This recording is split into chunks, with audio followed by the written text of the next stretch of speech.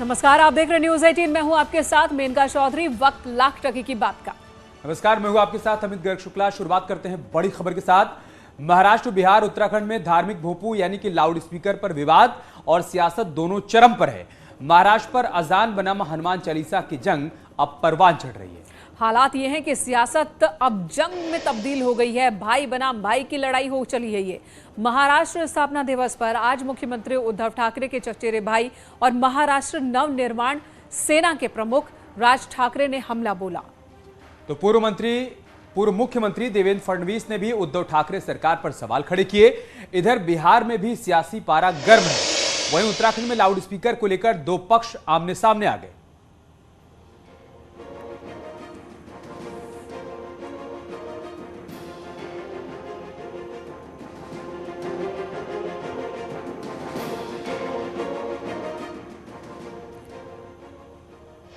और loud speaker के मसले पर राज ठाकरे ने क्या कहा है, ये आपको बताते हैं। लाउड स्पीकर नहीं हटे तो हनुमान चालीसा पढ़ेंगे। वहीं यूपी में लाउड स्पीकर हट गए हैं, महाराष्ट्र में क्यों नहीं। आगे उन्होंने कहा कि आज 1 मई है, 3 मई को ईद है, 4 मई को दोगुनी आवाज में हनुमान चालीसा का पाठ करेंगे।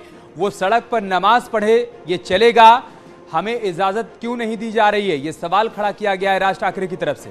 राज ठाकरे ने पूरी तरह से हिंदुत्व की लड़ाई शुरू कर दी है। इस लाइन पर वो आगे बढ़ रहे हैं। उन्होंने पहले ही कहा था हनुमान चालीसा के लिए, पहले उन्होंने कहा था कि अगर मस्जिदों से लाउड स्पीकर नहीं हटाए जाते हैं तो सड़क सड़क पर, चौराहों पर हनुमान चालीसा का पाठ भी जोर जोर से होगा। या देशाला विचार दिला, समाजवादाचा विचार या महाराष्ट्रात गेला, बुद्धिझमचा विचार या महाराष्ट्रात गेला, हिंदुइझमचा विचार या महाराष्ट्रात गेला, कम्युनिझमचा विचार या महाराष्ट्रात गेला। इथे शाळा आहे, रात्रीची कुठची शाळा?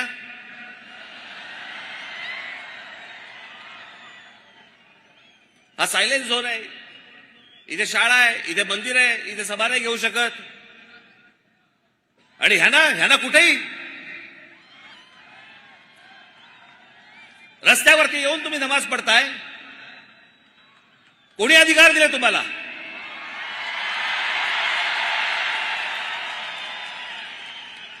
माझी शासनाला पण नम्र विनंती आहे, आज तारीख 1 आहे,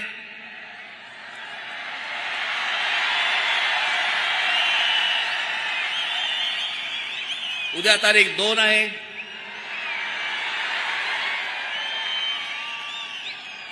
तीन तारखेला ईद आहे।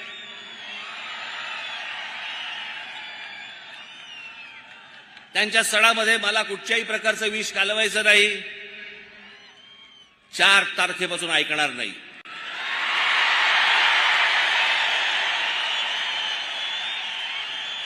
माझे महाराष्ट्र, तुम्ही म्हणजे महाराष्ट्र नाही, तुम्ही म्हणजे मराठी नाही। आणि आज हेही सांगण्याची खरं तर वेळ आली आहे की तुम्ही म्हणजे हिंदू नाही, पण मी हे म्हणणार नाही। मी हे म्हणणार नाही। मला हिंदूंची संख्या कमी करायची नाही आणि म्हणून त्यांना एवढंच सांगू इच्छितो, लक्षात ठेवा, तुम्ही म्हणजे हिंदुत्व नहीं। तो लाउड स्पीकर अजान बनाम हनुमान पर सियासत जारी है। हिंदुत्व की विरासत पर महाराष्ट्र में लड़ाई भाई बनाम भाई की हो गई है, तो उत्तर प्रदेश में सियासत शांत है। दरअसल योगी सरकार तेजी से अवैध लाउड स्पीकर्स पर कार्रवाई कर रही है। अब तक के आंकड़ों की बात करें, 53,942 अवैध लाउड स्पीकर उतार दिए गए हैं, जबकि 60,295 लाउड स्पीकर्स की आवाज कम करवाई गई है। ये एक्शन यूपी सरकार ने लिया है, और वो भी बीच में बातचीत के जरिए, कहीं जोर जबरदस्ती नहीं। एक और लाउड स्पीकर पर सियासत का पारा बढ़ा हुआ है, तो मौसम के बदलते मिजाज ने मुश्किलें भी बढ़ा दी है। एक तरफ लगातार भीषण गर्मी से लोग परेशान हैं, तो दूसरी तरफ आज शाम जब तूफान आया, आज शाम जब आंधी चली, तो हर तरफ देखिए किस तरह से धूल भरी आंधी की वजह से लोगों को परेशानी हो गई। पारा तो जरूर कम हुआ, लेकिन धूल की वजह से विजिबिलिटी कम हो गई थी। कई जगहों पर पेड़ गिर गए, कई जगहों पर होर्डिंग्स, बैनर्स टूटकर गिर गए। हालांकि बड़ा हादसा कहीं पर नहीं हुआ, ये अच्छी खबर है।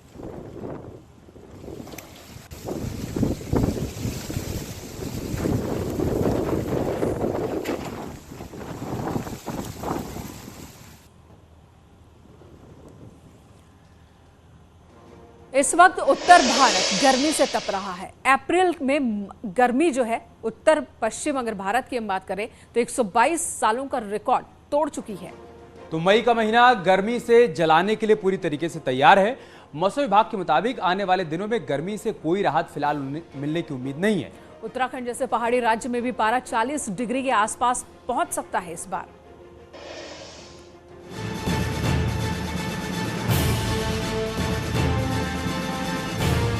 उसके अनुसार जो मई में भी जो अभी लग रहा है कि तापमान जो है अधिकतम जो तापमान है सामान्य से ऊपर रहने की संभावना है। हीट वेव आज से शुरू हो रहा है, कल इनफैक्ट स्टार्ट हो गया और ये स्पेल थोड़ा सीवियर रहेगा।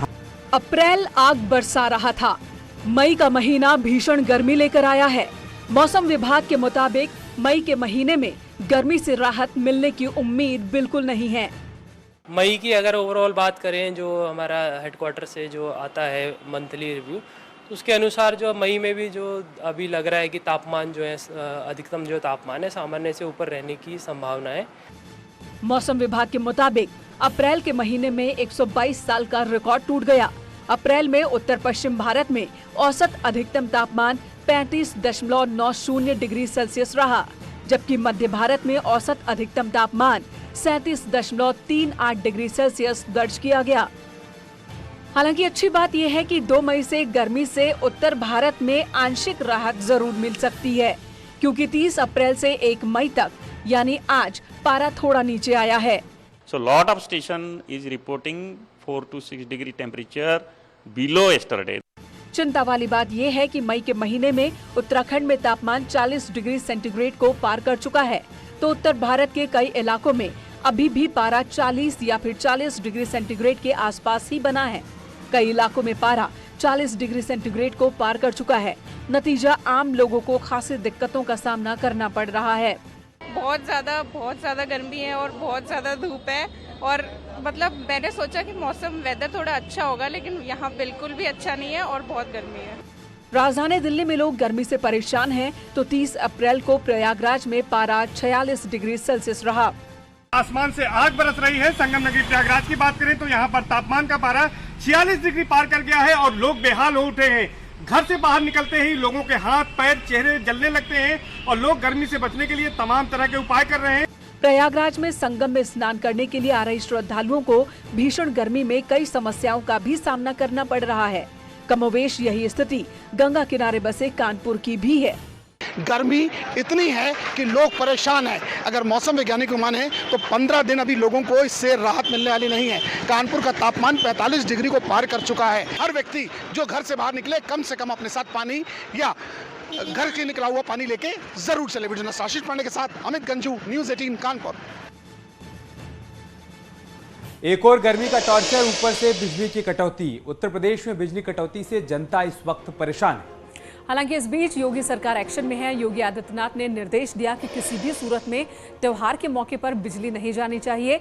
वैसे जिस तरह से बिजली कटौती हो रही है उसके पीछे एक तर्क भी है।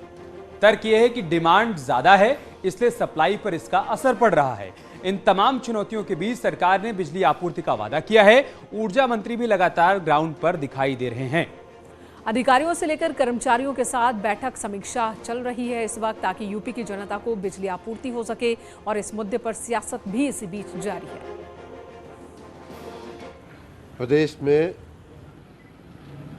अतिशय गर्मी पड़ने के कारण बिजली की जो मांग है वो लगभग 1.5 गुना बढ़ गई है। पिछले 3-4 सालों का औसत देखें तो 17-18 हज़ार मेगावाट बिजली की मांग होती थी, जो बढ़ करके 22,000 के ऊपर मेगावाट के ऊपर पहुंच चुकी है।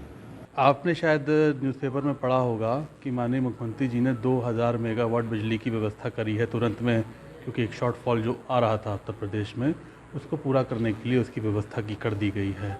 लेकिन आज भी उत्तर प्रदेश की जनता ने जब 2 बार दिल्ली की सरकार बनवाई, एक बार फिर बीजेपी को उत्तर प्रदेश में मौका मिल गया, लेकिन भारतीय जनता पार्टी की दिल्ली की सरकार और उत्तर प्रदेश की सरकार मिलकर के भी उत्तर प्रदेश का बिजली का कोटा नहीं बढ़ा पाए। तो सरकार का कहना है कि इस बार गर्मी जल्द शुरू हो गई, जिसकी वजह से डिमांड ज्यादा, सप्लाई कम, जिसकी वजह से दिक्कत। सियासत लेकिन जारी है।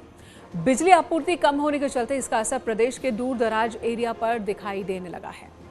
मतलब 30 अप्रैल को गांव में जहां 18 घंटे की बिजली आपूर्ति होनी थी, वहां पर सिर्फ 9 घंटे 19 मिनट की आपूर्ति हो पाई है। नगर पंचायत की बात करें तो 21 घंटे बिजली आपूर्ति का वादा था, लेकिन 14 घंटे 33 मिनट तक ही बिजली सप्लाई दी गई। और इसी तरह अगर हम तहसीलों की बात करें तो तहसीलों में भी 21.30 यानी कि 21.5 घंटे बिजली आपूर्ति का वादा किया गया था, लेकिन मिल कितनी रही है तो सिर्फ 15 घंटे के आसपास ही। और वैसे ये आंकड़ा यूपी के ग्रामीण इलाकों का है। शहरी इलाकों में भी हालात बहुत अच्छे नहीं हैं। शहरी इलाकों की भी स्थिति बहुत खराब ही है। जिस तरह से यूपी में बिजली कट लग रहे हैं, उसके पीछे का रीजन भी समझिए। अगर हम 30 अप्रैल की बात करें, उत्तर प्रदेश में 23,000 मेगावाट की डिमांड रही, जबकि सप्लाई सिर्फ 19,366 मेगावाट की ही हो पाई। यानी कि करीब 4,000 मेगावाट की मांग ज्यादा रही है, जिसके चलते बिजली विभाग को बिजली कटौती करनी पड़ रही है। ये तर्क है बिजली कंपनियों का और साथ ही सरकार का। और इस बीच एक बड़ी खबर आ रही है, यूपी में बड़ा प्रशासनिक फेरबदल। 16 IAS अधिकारियों का ट्रांसफर हुआ है। संजीव मित्तल अध्यक्ष राजस्व परिषद, अरविंद कुमार ACS अवस्थापना, नरेंद्र भूषण CEO ग्रेटर नोएडा, ये बड़े नाम जिनको लेकर बड़ा अपडेट आया है। स्थानांतरण हुआ है इन सभी का। सुरेंद्र सिंह आयुक्त मेरठ मंडल, तो वहीं नितिन रमेश गोकर्ण प्रमुख सचिव लोक निर्माण विभाग बनाए गए। सुभाष चंद्र शर्मा प्रमुख सचिव उच्च शिक्षा, रजनीश दुबे ACS नगर विकास। मनोज कुमार का भी नाम है इस लिस्ट में। ACS ग्राम्य विकास, अमृत अभिजात प्रमुख सचिव हैं व्यावसायिक शिक्षा, राजेश कुमार सिंह है प्रमुख सचिव परिवहन। ये वो नाम है जो इस लिस्ट में शामिल किए गए। तो 16 नाम है इस सूची में। जो नई सूची आई है, प्रशासनिक फेरबदल लगातार चुनाव के नतीजों के बाद से अब तक हम देख चुके हैं। बड़ी संख्या में IAS और IPS अधिकारियों के ट्रांसफर हुए हैं। 16 IAS अधिकारियों के ट्रांसफर की आज ये सूची सामने आई है। अनामिका सिंह हमारे सहयोगी इस वक्त हमारे साथ मौजूद है। अनामिका, आज की सूची में क्या खास? देखिए, बहुत बड़ी खबर ये है कि चुनाव के होने के बाद से ये पहली ऐसी लिस्ट है जो अपने आप में बहुत बड़ी लिस्ट है। तमाम विभागों के जो मुखिया थे, प्रमुख सचिव थे, उनके विभाग बदल करके उनको अलग अलग जगहों पे तैनाती दी गई है।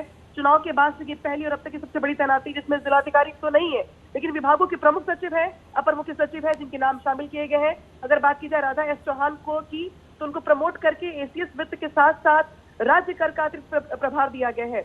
इसके अलावा अगर बात की जाए सुरेंद्र सिंह की, तो उनको मेरठ आयुक्त से हटाकर जो ग्रेटर नोएडा के मुख्य कार्यपालक अधिकारी हैं उनको बनाए गए हैं। इसके अलावा नितिन रमेश गोकर्ण को प्रमुख सचिव लोक निर्माण से हटाकर प्रमुख सचिव शहरी एवं नियोजन विभाग दिया गया है। इसके अलावा दीपक कुमार को भी, अब जिनके पास 3-4 विभाग पहले हुआ करते थे, प्रमुख सचिव आवास था, शहरी नियोजन था, बेसिक शिक्षा था उनके पास, अब उनके पास सारी बाकी बचे विभाग हटा करके मूल रूप से शिक्षा विभाग दे दिया गया है, बेसिक शिक्षा विभाग का प्रभार दे दिया गया है। इसके अलावा सुभाष चंद्र शर्मा, जो कि प्रमुख सचिव उच्च शिक्षा थे, उनको उच्च शिक्षा से हटाकर प्रमुख सचिव प्राविधिक शिक्षा और व्यावसायिक शिक्षा का प्रभार दिया गया है। साथ ही इनके पास कौशल विकास विभाग भी रहेगा। इसके अलावा सुधीर गर्ग की अगर बात की जाए तो पहले इनके पास प्रमुख सचिव दुग्ध विकास थे, ये मत्स्य विभाग था इनके पास, पशुधन था इनके पास। अब इनको इन सारे विभागों से हटाकर प्रमुख सचिव राजस्व विभाग बनाया गया है। यानी कि कुल 16 सीनियर IAS अफसरों के तबादले हुए हैं, जिसमें DM तो नहीं है, लेकिन तमाम विभागों के जो प्रमुख सचिव हैं उनकी हम देख रहे हैं कि बड़े पैमाने पर तबादले किए गए हैं।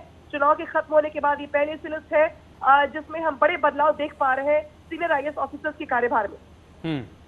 अनामिका, इन 16 नामों में कुछ ऐसे नाम जिनके तबादलों को लेकर कुछ बड़ी बातें सामने आ रही हों?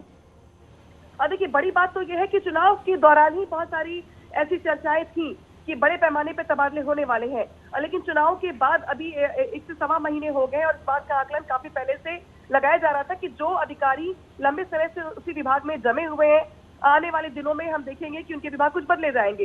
तो ऐसे में आज की जो लिस्ट आई है 16 IAS ऑफिसर्स की, सीनियर IAS ऑफिसर्स की, वो ये बताने के लिए काफी है कि बड़े पैमाने पर कामकाज में फेरबदल किया गया है। जहां पर एक तरफ मंत्री परिषद की बैठक में मंत्रियों को टारगेट दिए गए हैं, तो वही अधिकारियों के कार्यभार में भी फेरबदल करके उनको नए टास्क देने का प्रयास मुख्यमंत्री की ओर से। जी अनामिका, तो यही एक वजह रही कि लंबे वक्त से किसी एक जगह पर पोस्टेड थे अधिकारी, इस वजह से कामकाज में बदलाव लाने के लिए तबादले हुए, या फिर इन्हें लेकर कोई रिपोर्ट भी थी जिसके जो महत्वपूर्ण रही तबादलों के बारे में फैसला लेने के पीछे?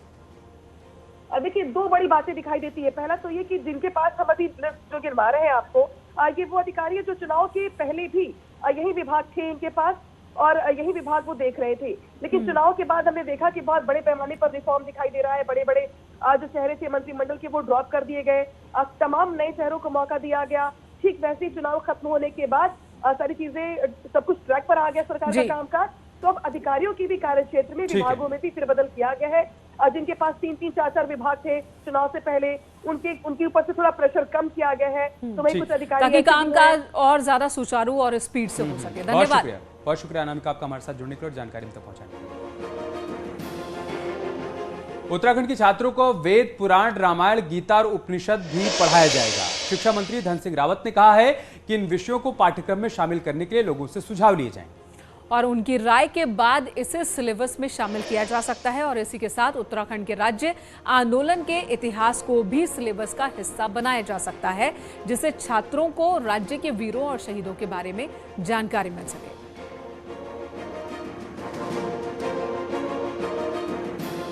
तो हम भी अपने राज्य में अपना उत्तराखंड का इतिहास से लेके, हमारे जो वीर यहाँ पे वीरों का इतिहास है उसको लेके, ये सारी चीज़ों का समायोजन करने का प्रयास कर रहे हैं। और वेद हो गया, उपनिषद हो गए, रामायण हो गए, हमारे छात्रों को इसका ज्ञान भी हो। इसके लिए हम एक बार पब्लिक वोमेन से, कुछ डोमेन से जो है लोगों से पूछ रहे हैं कि हम इसको कैसे समायोजित कर सकते हैं। और निश्चित रूप से अपने छात्रों को इसका ज्ञान भी जरूर होना चाहिए।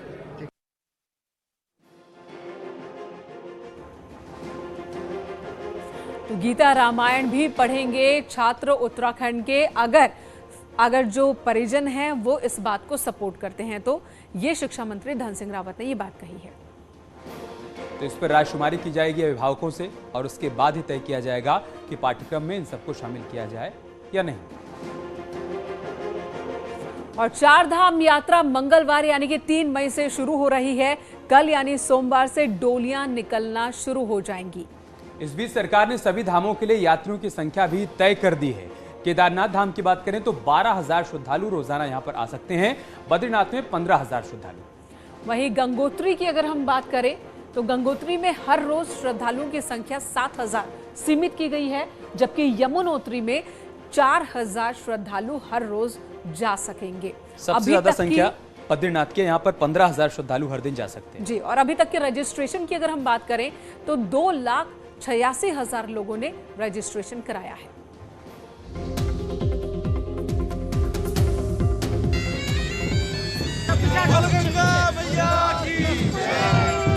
उत्तराखंड के चारों धाम उच्च हिमालयी क्षेत्रों में स्थित हैं। हर साल शीतकाल में कपाट बंद होते ही देव डोलियों को शीतकालीन प्रवास स्थलों पर बनाए गए मंदिरों में लाया जाता है। शीतकाल की पूजा अर्चना इन्हीं मंदिरों में होती है। ठीक इसी तरह जब कपाट खुलते हैं तो देव डोलियां शीतकालीन मंदिर से धामों के लिए रवाना होती हैं। सोमवार को मां गंगा की डोली शीतकालीन प्रवास स्थल मुखबा से रवाना होगी और 3 मई को गंगोत्री धाम पहुंचेगी। 3 मई को ही खरसाली से रवाना होकर मां यमुना की डोली भी यमुनोत्री धाम पहुंचेगी, जहां 11:15 बजे गंगोत्री धाम तो 12:15 बजे यमुनोत्री धाम के कपाट खोले जाएंगे। और यहाँ से जो है 3 मई को प्रातः जो है 8:15 बजे शनि महाराज जी के साथ में माँ यमुना की जो डोली रहेगी वो जो है प्रातः यहाँ से प्रस्थान करेंगी और 12:15 बजे जो है मंदिर श्रद्धालुओं के लिए जो है दर्शन के लिए खोल दिया जाएगा यमुनोत्री। 2 मई को भगवान केदारनाथ की पंचमुखी डोली भी अपने शीतकालीन प्रवास स्थल ऊखीमठ से रवाना होगी, जो गुप्तकाशी, फाटा, गौरीकुंड होते हुए 5 मई को केदारनाथ धाम पहुंचेगी और 6 मई की सुबह 6:25 पर केदारनाथ धाम के कपाट खोले जाएंगे। वहीं भगवान बद्री विशाल की डोली 6 मई को अपने शीतकालीन प्रवास स्थल जोशीमठ से रवाना होगी और 7 मई को बद्रीनाथ धाम पहुंचेगी और 8 मई की सुबह 6:15 पर बद्रीनाथ के कपाट खोले जाएंगे। बद्रीनाथ केदारनाथ मंदिर समिति के स्तर से यात्रा को लेकर के जो भी तैयारियां होनी चाहिए थी वो पूर्ण कर ली गई हैं और जो हमारे मंदिर समिति के जो अग्रिम दल है वो पूर्व में ही वहाँ श्री केदारनाथ जी में और बद्रीनाथ जी में पहुँच चुके हैं। उनके स्तर से जो वहाँ पर साफ सफाई है, मरम्मत के कार्य है, रंग रोगन है, इस प्रकार के जो भी काम होते हैं वो सब पूर्ण कर लिए गए हैं। देवडोलियों की ये प्रवास यात्रा अपने आप में ऐतिहासिक यात्रा होती है। यात्रा के इन पलों का साक्षी बनने के लिए हजारों यात्रियों का, हजारों श्रद्धालुओं के पहुंचने का सिलसिला भी शुरू हो गया। न्यूज़ 18 के लिए देहरादून से सुनील नवप्रभात की रिपोर्ट। और यहाँ हम रुकेंगे एक ब्रेक के लिए। जल्द लौटेंगे कुछ और खबरों के साथ।